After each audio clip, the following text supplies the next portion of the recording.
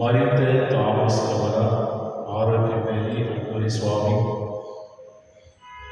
Thomas குடும்பத்தில் மரித்த அனைத்து ஆன்மாக்கள், என் மேரி ரோசின் குடும்பத்தில் மரித்த அனைத்து ஆன்மாக்கள், வால்டர் மோரிஸ் இதனுடைய ஆண்களை மாற்றுக்காக திருத்திருக்கிறார். இவனுக்காக நம் அனைவரும் ஒன்று சேர்ந்து வந்தார்.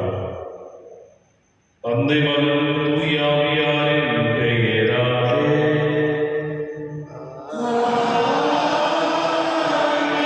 நம் ஆண்டவராகிய இயேசு கிறிஸ்துவின் அருளும் கடவுளின் தூய ஆவியாரின் நட்புறவும் உங்கள் அனைவரோடும் இருப்பதாக.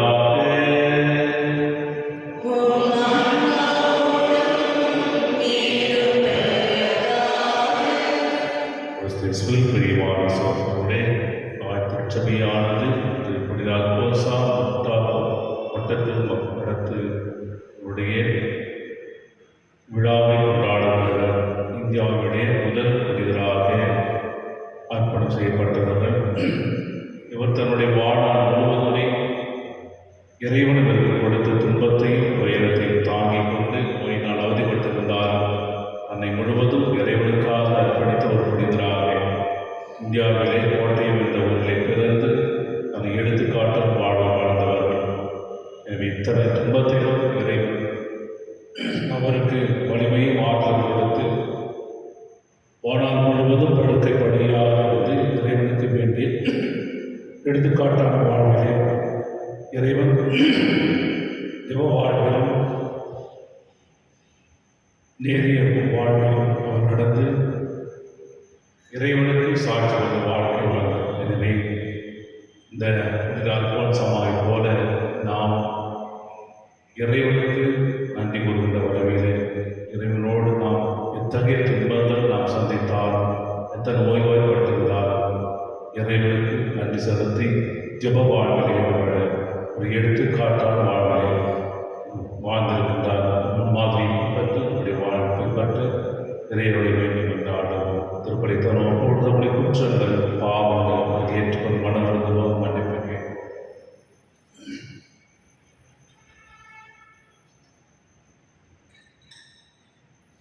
எல்லா வல்ல இறைவனும்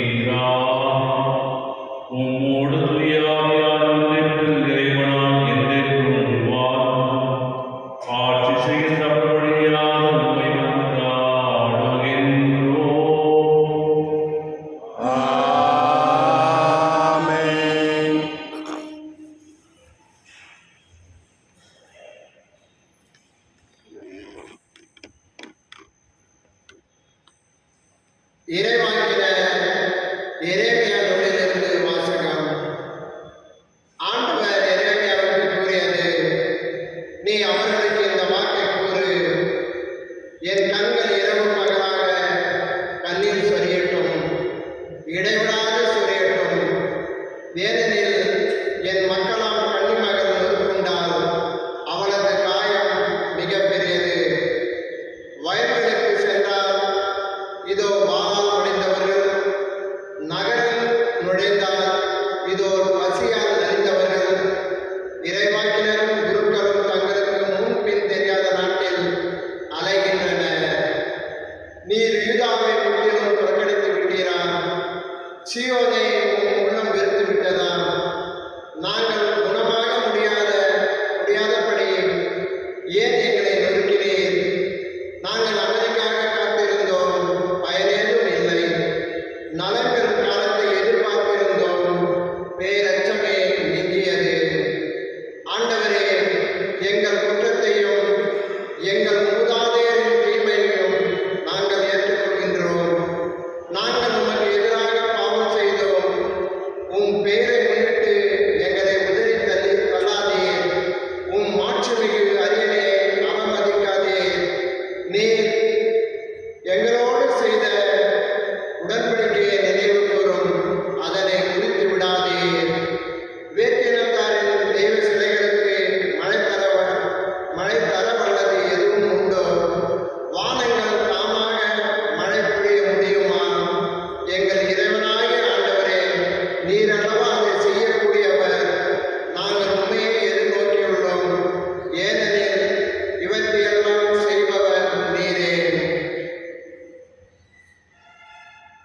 ஆண்டவரின் அருள்வாக்கு. இறைவாக்கு நன்றி. பல்லவி பதிலொரு பாடல். ஆண்டவரே, எங்கள் பாவங்களை மன்னித்தருளும். ஆண்டவரே, எங்கள் பாவங்களை மன்னித்தருளும். எம் மூதாதையரின் குற்றங்களை எம் மீது சுமத்தாதையும். உம் இரக்கம் எமக்கு விரைவில் கிடைப்பதாக. நாங்கள் மிகவும் தாழ்த்தப்பட்டிருக்கின்றோம். ஆண்டவரே, எங்கள் பாவங்களை மன்னித்தருளும். எங்கள் மீட்பராகிய கடவுளே, உமது பெயரின் மாட்சியை முன்னிட்டு எங்களுக்கு உதவி செய்தருளும். உமது பெயரை முன்னிட்டு எங்களை விடுவித்தருளும். எங்கள் பாவங்களை மன்னித்தருளும். எங்கள் பாவங்களை மன்னித்தருளும். சிறைப்பட்டோரின் பெருமூச்சு உம் திருமுன் வருவதாக. கொலை தீர்ப்பு பெற்றோரை உமது புயம் வலிமை காப்பதாக. அப்பொழுது உம் மக்களும் உமது மேய்ச்சலின் மந்தையுமான நாங்கள் என்றென்றும் உம்மை போற்றிடுவோம். தலைமுறை தோறும் உமது புகழை எடுத்துரைப்போம். ஆண்டவரே, எங்கள் பாவங்களை மன்னித்தருளும். அனைவரும் எழுந்திருப்போம்.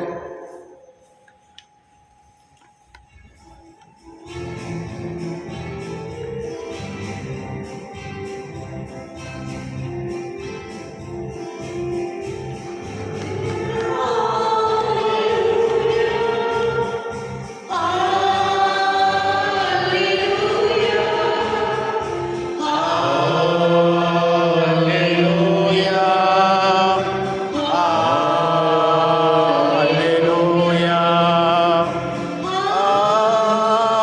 அல்லேலூயா. அல்லேலூயா.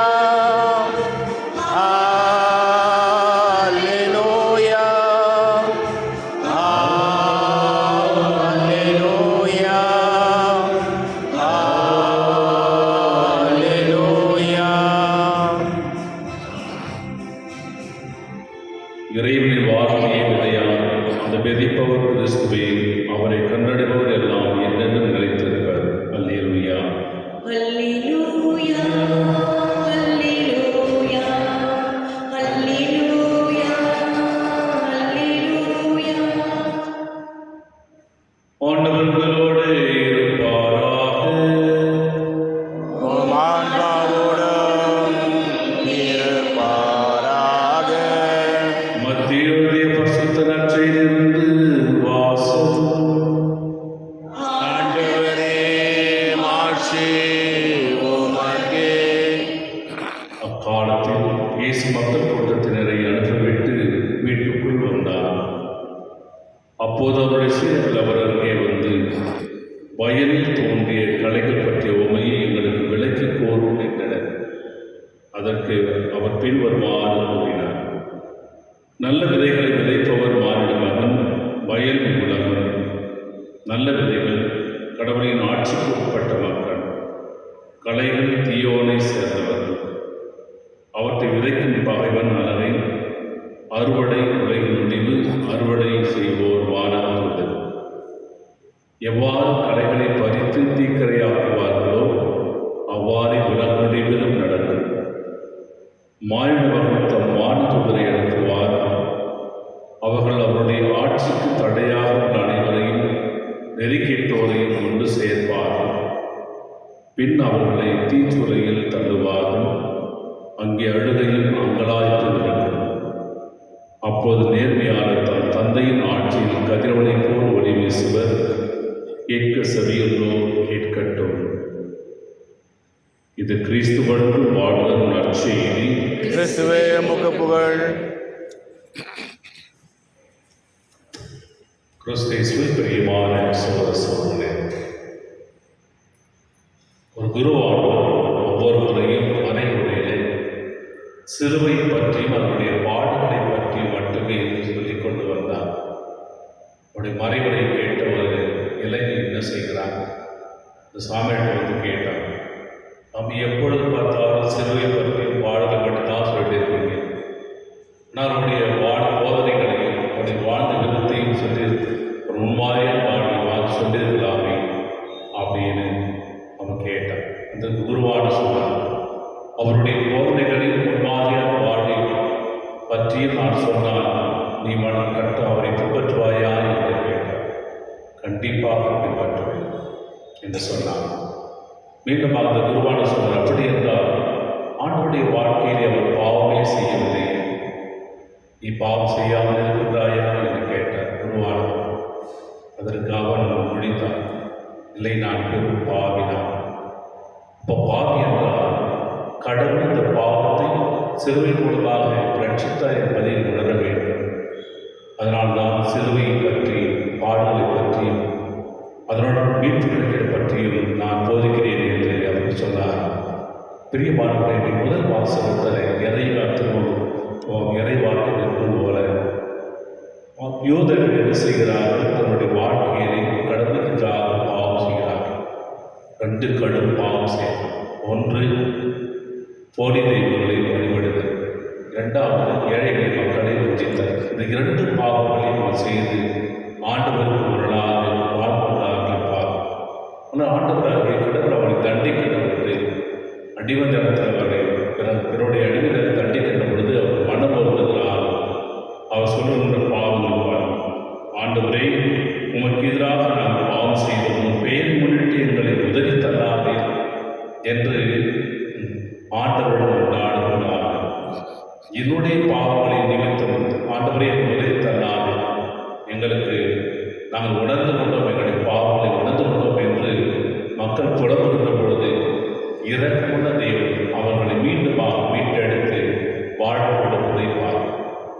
நம்முடைய வாழ்க்கையில் நம்முடைய சிந்தனையால், சொல்லால், செயலால் நிறைய பாவங்களை செய்யலாம். பாவத்தை செய்து கட்டிக்கொண்டு மனமார்ந்த தன்மையிலே இன்றைய நச்சின் வாசை கொடுக்கின்ற கலைகள் போல வளர்ந்து வருகிறோம். ஆனால் கலைகளானவர்களால் அறுத்து நெருப்பில் எரியப்படும் என்பதை ஆண்டவர் இயேசு நச்சியை சொல்லுகின்றார். என்னுடைய பாவங்கள் என் வாழ்வுக்கு முட்டுக்கட்டையாக இருக்கிறது. என்னுடைய பாவங்கள் இறைவனை அருளரை பெறாமல் இருக்கிறது. என்னுடைய பாவங்கள் பழைய துன்பங்களை, துயரங்களை, வியாதிகளை கொண்டு வருகிறது என்று உணர்கின்ற பொழுது, புரிந்து கொள்கின்ற பொழுது கண்டிப்பாக நாம் மனமாறுவோம்.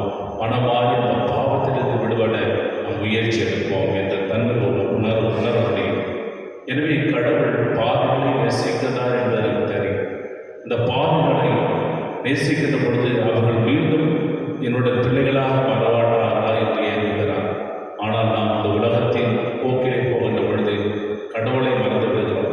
செல்வம் அதிகமாக போகின்ற பொழுது, பணம் அதிகமாக போகின்ற பொழுது, சொத்துக்கள் அதிகமாக கிடைக்கின்ற பொழுது நிம்மதியான வாழ்வதுதான் என்று நினைத்து கொண்டு நாம் என்ன செய்கிறோம், முழுவதுமாக கடவுளை மறந்து யூதர்களைப் போல ஒதுங்கி வாழ்கிறோம்.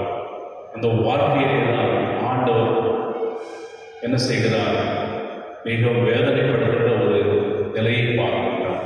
என்னுடைய மக்கள் என்னை விட்டு தூரப் போகிறார்களே, என்னுடைய மக்கள் என்னுடைய இலைகள் தூரப் போகிறார்களே, அன்பை விட்டு போகிறார்களே, பாவம் என்று இந்த பாதாளத்தில் விழுந்து துன்பப்பட போகிறார் என்று இயக்கம் கொண்டிருந்த இறைவன் எதிர்பார்த்து காத்து கொண்டிருக்கின்றார். பாவிகளை நேசிக்கின்ற இறைவன். எனவே பாவத்தை உணர்ந்து ஆண்டவர் வருகின்ற பொழுது கண்டிப்பாக இறைவன் நம்மை மன்னித்து ஏற்றுக்கொள்வராக இருக்கின்றார். இன்றைய திருச்சபையானது இப்பொழுது அற்புதமா அவருடைய விழா நிறைந்து கொண்டாடுகிறார். இந்தியாவில் முதலாக புனிதராக அர்ச்சிக்கப்பட்டவர்கள் 1946ஆம் ஆண்டு ஆகஸ்ட் மாதம் 14ஆம் பிறந்தவர்கள். இவர் முழுவதுமாக பிறந்த சிறுவயதிலேயே துன்பத்தை ஏற்றுக்கொண்டவர்.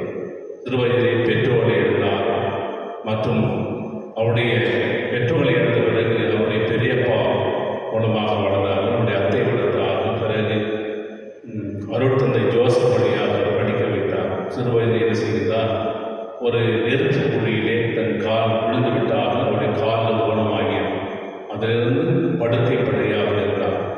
படுக்கையிலே தன் துன்பத்தை வியாதியை சுமந்து கொண்டு வாழ்ந்து கொண்டிருந்தாலும் இறைவனுக்கு ஏற்ற ஒரு புனிதமான வாழ்க்கை வாழ்ந்தினார். அவர் புனிதராக உயர்த்தப்படுகிறார். 1946ஆம் அவர் 35 வயது மட்டுமே வாழ்ந்த இந்த உலகத்திலே ஒரு இந்தியாவின் புனிதராக கோட்டையம் என்ற ஊரிலே அவர் பிறந்து வளர்ந்து கோட்டையம் என்ற ஊரில் இருக்கும்போது அவருடைய இயற்பெயரானது அன்னகுட்டி என்று சொல்வார்கள். பிறகு அவருடைய பெயரை முட்டாத்து படத்து என்ற பெயரை அவர்கள் சுட்டி இன்றும் கூட அந்த புனித அல்போன்சாருடைய இடத்திலே சென்று ஜெபிக்கின்றவர்கள் அற்புதங்களை காணுகிறார் என்பதை நாம் பார்க்கின்றோம். அவருடைய நண்பர் கூட அடிக்கடி ஒவ்வொரு வருடமும் அந்த கோட்டையில் போய் சென்று வருவார்கள். நல்ல அற்புதங்களை கண்ட என்னுடைய நண்பர் சொல்வார், அல்போன்சாமாவிடம் வேண்டுங்கள், கண்டிப்பாக எடுப்பார் என்று. அது ஒரு நம்பிக்கை. துன்பத்திலும் துயரத்திலும் ஆண்டவரை நினைத்து பாவமறியாமல் ஆண்டவரை நினைத்து ஜெபிக்கின்ற பொழுது இறைவனுடைய இரக்கம் பேரிரக்கம் அனைவரையும் ஆட்கொண்டு அற்புதங்களை கொடுக்கக்கூடிய ஒரு புனிதராக உள்ள அல்போன்சானுடைய பண்புகளை பார்க்கும் பொழுது நாம் மாதிரியான வாழ்வு வாழ இறைவனுடைய வேண்டி கொண்டாடுவோம். ஆமென்.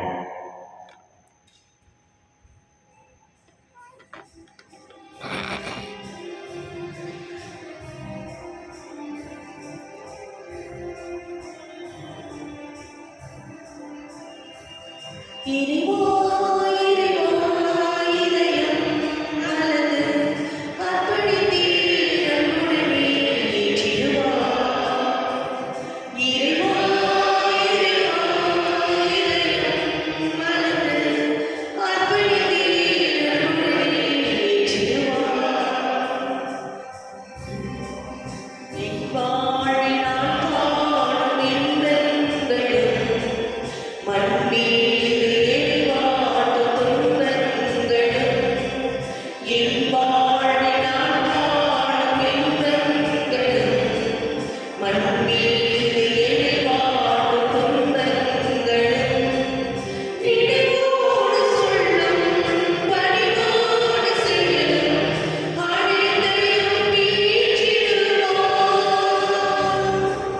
நினைவோடு சொல்லும் பணிவோடு செய்யும் அனைத்தையும் மீற்றிடுவார். இறைவா, இறைவா, இதயம் மலர்ந்து அர்ப்பணித்தீர் நம்முடனே ஏற்றிடுவார். சகோதர சகோதரிகளோடு குறைவான பணியாளர் தந்தையார் இறைவனுக்கு ஏற்றதாக கொண்டாடுங்கள். ஆண்டவர் திருத்தந்தை வெற்றிக்காகவும் மாட்சிக்காகவும் நமது நன்மைக்காகவும் புனித நலன்களுக்காகவும் உமது கையிலிருந்து பலியை ஏற்றுக்கொள்வாராக. எல்லாம் உள்ள இறைவனுடைய சாதனை கொண்டாட்டத்தில் நாங்கள் கொடுக்கும் பணிபொருளை கண்ணோக்கியருடன் உமது பார்வையினால் அவர்களின் தூய்மை கொண்டாடினோம். தொடர்ந்து பற்றியோமா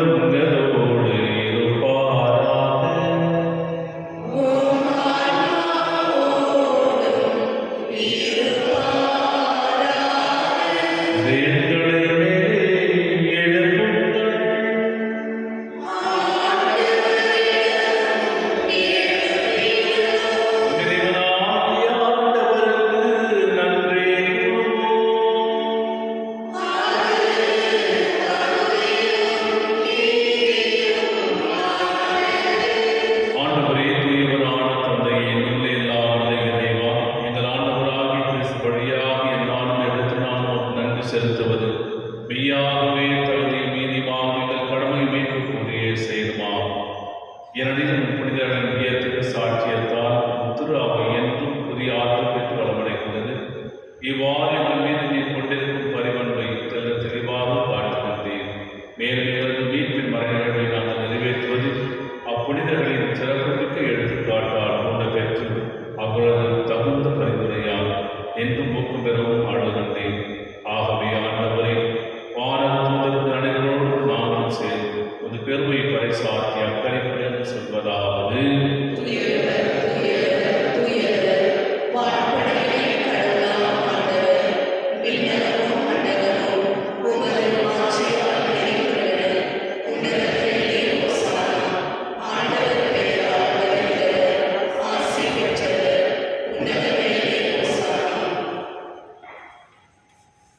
ஆண்டவரே, நீர் மெய்யாகவே தூயவர், அனைத்திற்கும் ஊற்று.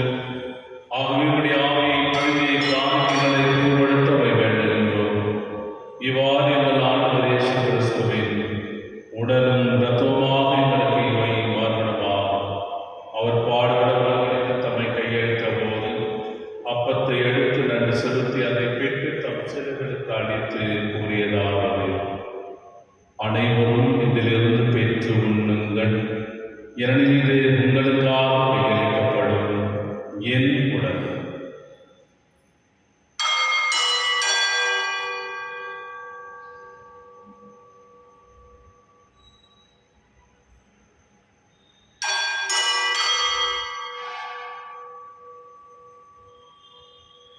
அவ்வளவில் இரவு விருந்த இறந்திய பின் கிண்ணத்தையும் எடுத்து மீண்டும் நன்றி கூறி தம் சீர்களுக்கு அளித்து அவர் கூறியதாவது: அனைவரும் இதிலிருந்து பெற்று பருகுங்கள். ஏனெனில் இது புதிய நிலையான உடன்படிக்கைக்குரிய ரத்தத்தின் கிண்ணம்.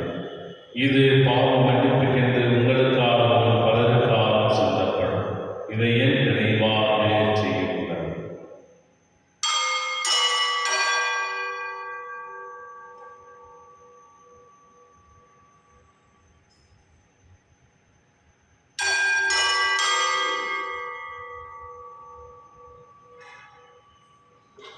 நம்பிக்கையின் மறைபொருள்.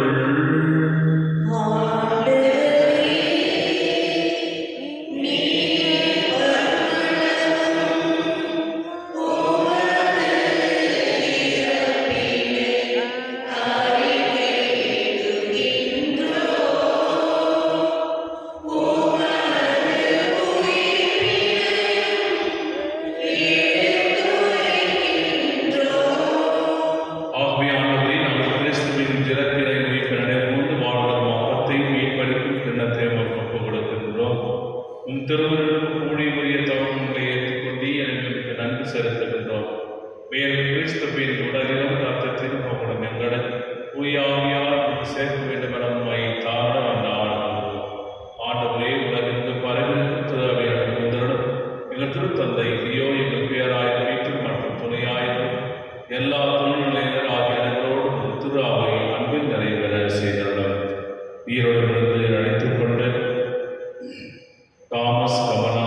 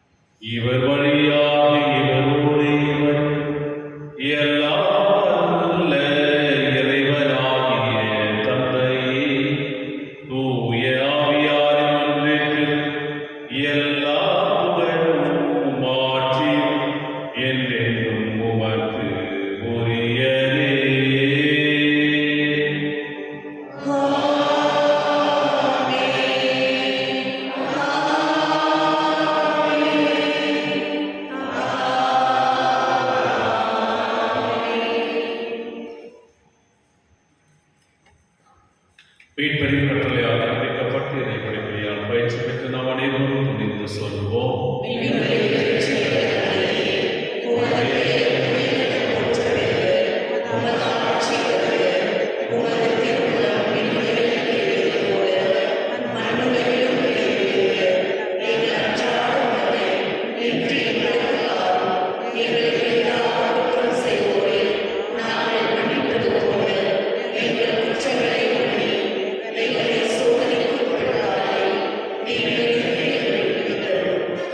ஆண்டவரே, தீமையிடத்திலிருந்து எங்களை விடுவித்து எங்கள் வாழ்நாளில் அமைதியை கனிவுடன் அமைந்தார். அது இரக்கத்தின் உதவியானது பாவத்திலிருந்து ஏற்படுவதை பெற்று யாரொரு கலக்கமும் இன்றி நலமாயிருப்பார். நாங்கள் எதிர்நோக்கி இருக்கும் பேரத்திற்காகவும் என் மீட்பராக இயேசு கிறிஸ்துவின் வருகைக்காகவும் காத்திருக்கின்றோம்.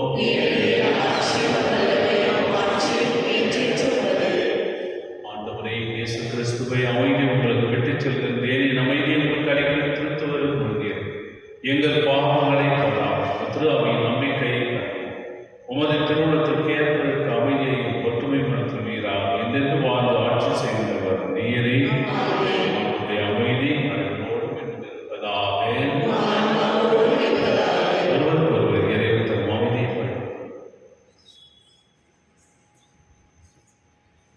உலகின் பாவம் போக்கும் இறைவனின் சபையே, நீரே இரக்கமாயிரும். உலகின் பாவம் போக்கும் இறைவனின் சபையே, நீரே இரக்கமாயிரும். உலகின் பாவம் போக்கும் இறைவனின் சபையே, எனக்கு அமைதி அருளும்.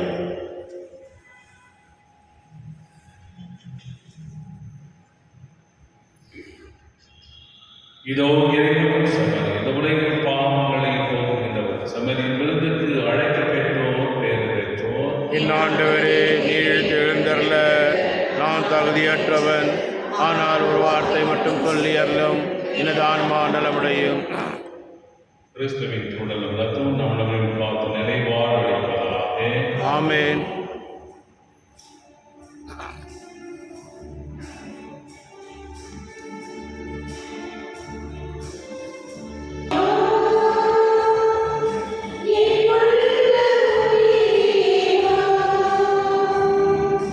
நீ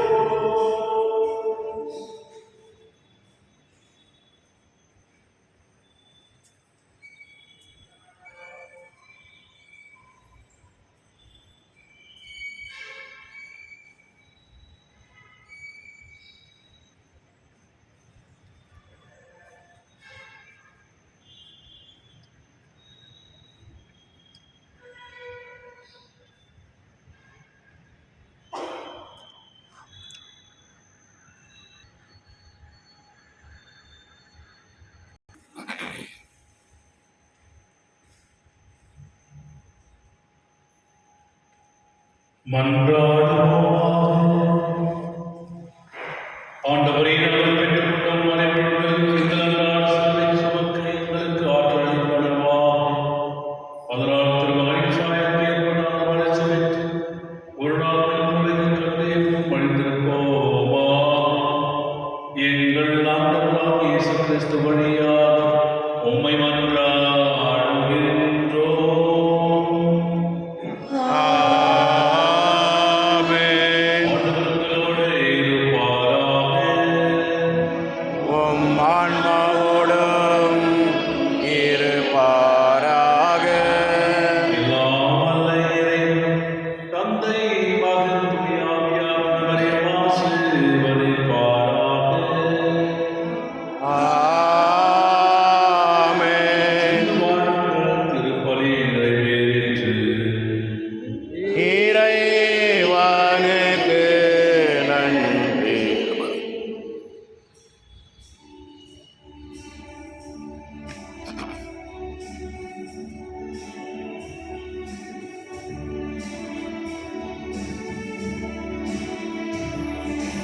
பதுமை மலரில் சிறந்திடணும்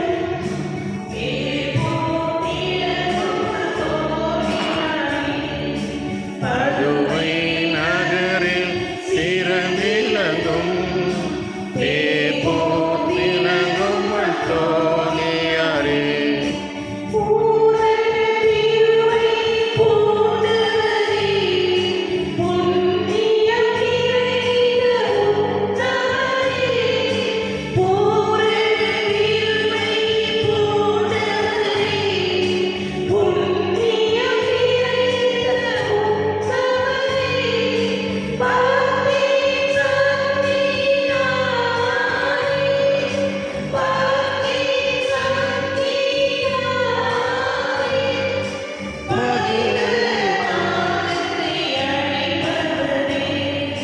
பதுவை நகரில் சிறந்திலங்கும் தேப்போத்திலங்கும் தோணியாரே.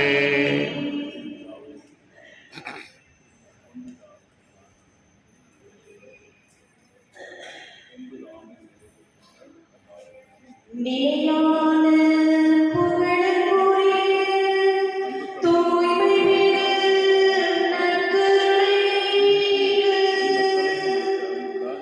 எல்லா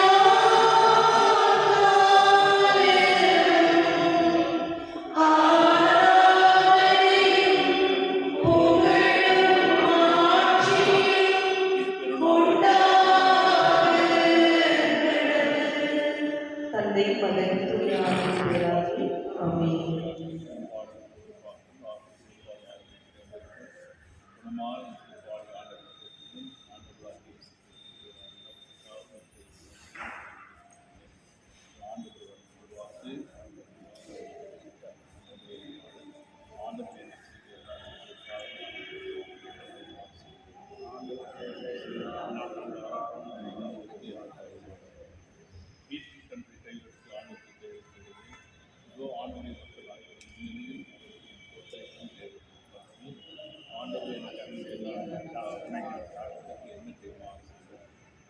ஆண்டவரே, நான் உண்மையாகவே